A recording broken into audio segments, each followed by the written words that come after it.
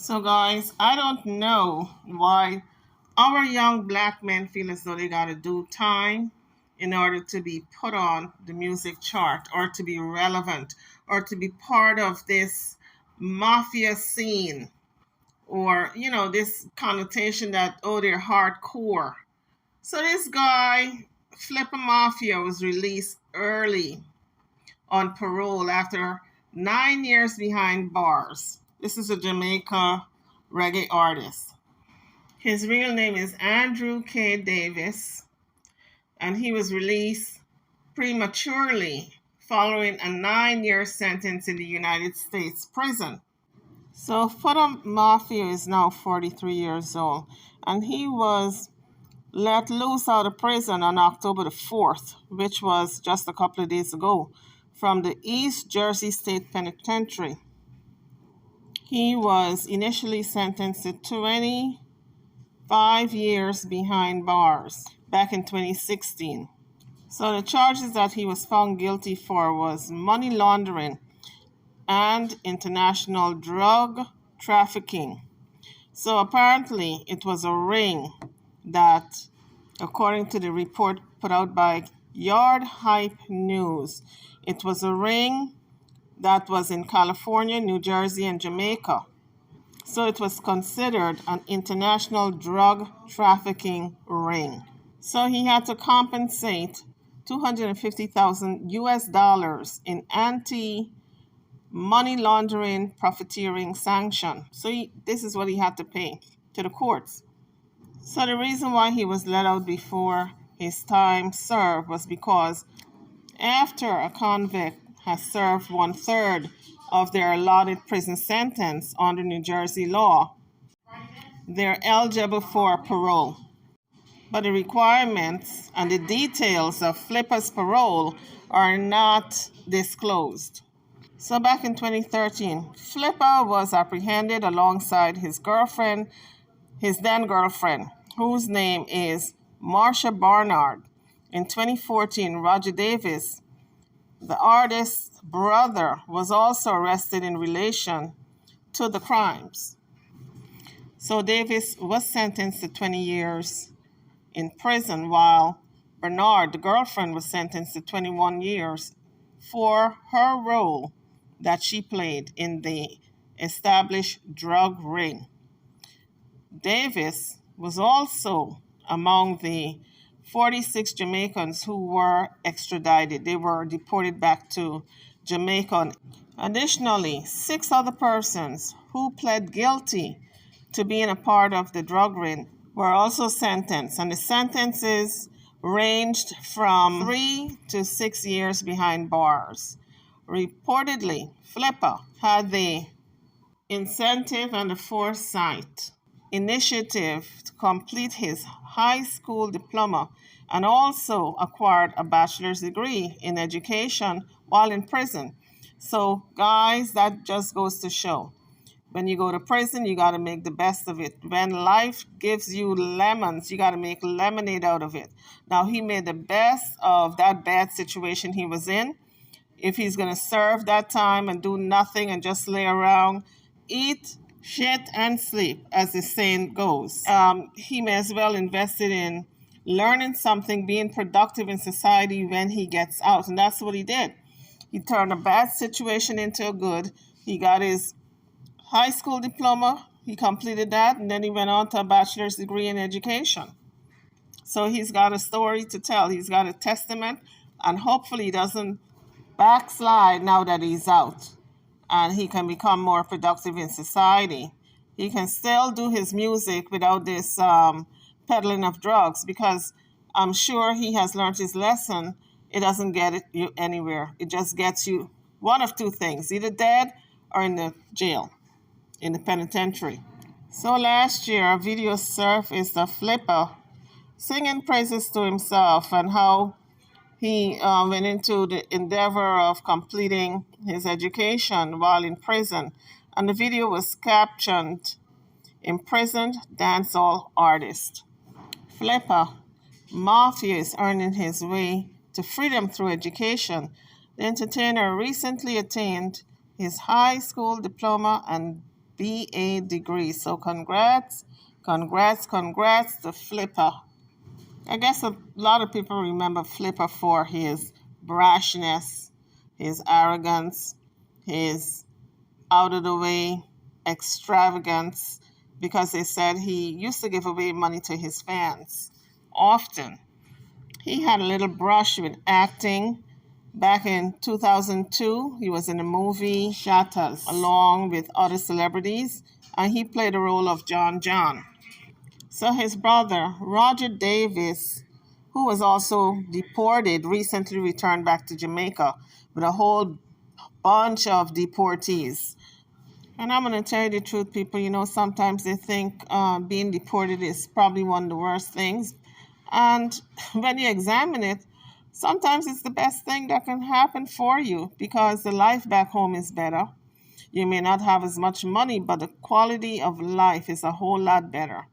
The air is fresher. Everything is so much better. The fruits, the foods, vegetables, lifestyle is so much better than foreign.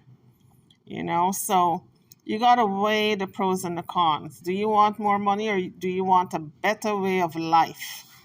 Because that money don't buy happiness. There are some people sitting with millions of dollars and they're so unhappy, and a lot of them commit suicide due to that depression of being unhappy. So you got to take that happiness over money every single time, because when it all boils down to it, you can't take it with you. So you may as well be happy while you're here on earth. The money isn't important. Always remember that. It is not important. It eases your life, yes. It makes it easier for you to live your life, exist, pay your bills, etc. But if you don't have it, you're going to live your best life regardless.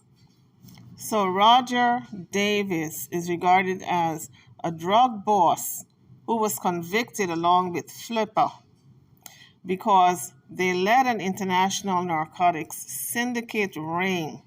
Law enforcement sources reveal that Davis returned to the island with the deported Jamaicans last week. So Jamaica's Health Minister, Dr. Christopher Tufton, reported that one of the deportees tested positive for COVID-19. And as a result, all 46 deportees are being held in quarantine currently.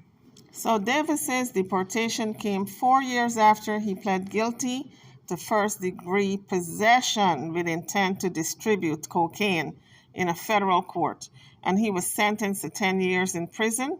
He was ordered to serve 3 years before he could be eligible for parole. Flipper Mafia, whose real name is Andrew Davis and Roger Davis, along with another sibling, Kemar Davis, all led a syndicate, and the U.S. postal system and private counter service were used to ship large amounts of cocaine from California to New York for bulk distribution. The information was found and reports were made by prosecutors who had court documents. So back in 2016, Flipper Mafia was sentenced to 25 years in prison, and he was ordered to pay the sum of $250,000 US, which is the penalty for anti-money laundering. And he was ordered to serve 12 years before he would be eligible for parole. So he served a third of his sentence and became eligible for parole. And he was eligible, he served that time. And now he's out of jail and he's back in Jamaica as a deportee. So the way this ring worked, the prosecutors who were prosecuting the case reported that Roger Davis and Marsha Bernard, one of his co-convicted conspirators, were handling the proceeds from the sale of the drugs, and they would send the money to Flipper in Jamaica and Kemar in California. So a lot of the Jamaican artists are giving him a lot of encouraging words and encouraging him to, just keep the faith forge forward and just look at Jamaica as his new reality.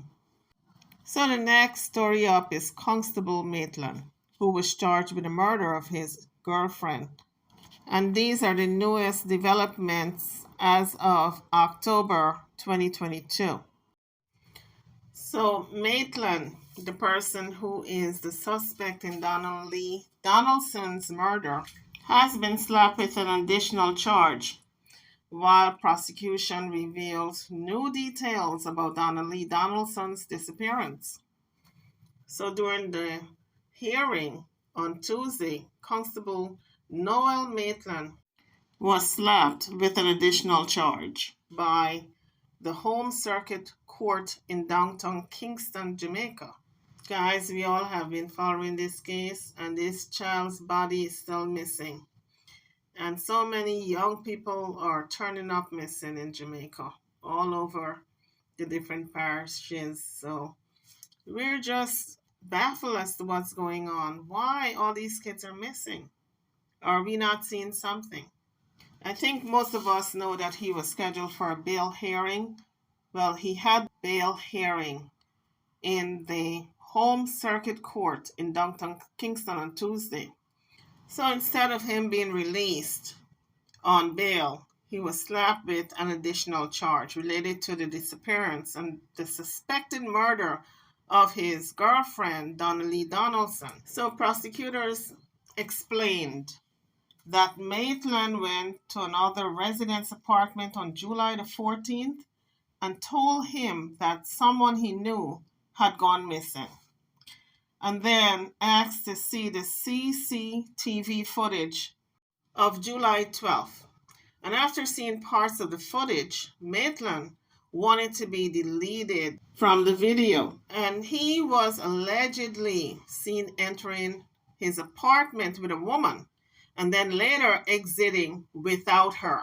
So prosecutors told the court that the constable called the resident multiple times to get his image deleted from the footage. And so that left the man feeling as though he was being pressured. And Maitland reportedly expressed concern that the police may want to see the footage. And that was his reason for telling the man that he should delete him from the footage. So this was the new evidence that the prosecutors presented to court, and the court turned down the bail for Maitland. So the new charge that he was charged with is preventing the lawful burial of a corpse. So it's been reported that in the hearing, Donaldson's mother, Sophia Lugg, reportedly became so overwhelmed with emotion at the announcement of the new charge and broke down in tears. I mean, any mother would break down crying if she can't find her child, and she knows the child is not home after how long? And this man is sitting in jail for the murder, and your child is not showing up, so you gotta presume your child is being dead. So the prosecution disclosed all the details of their case against Maitland, and they opposed his bail application, revealing the alleged series of events that happened to cause this young girl to lose her life. And this is all alleged because her body have not been found as yet. So the prosecuting attorneys further laid their case down, why this man should not be granted any type of bond.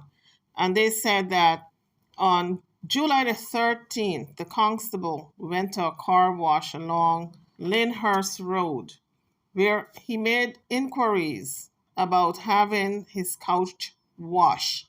Imagine you go to a car wash to ask them if they can wash your couch. And so Maitland reportedly told an attendant that his cousin had bled out in a little part of the settee.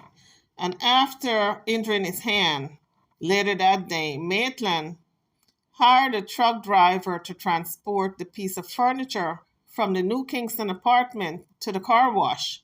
And the driver went to Maitland's apartment complex where he observed Maitland and another man entering an apartment unit on the second floor, and then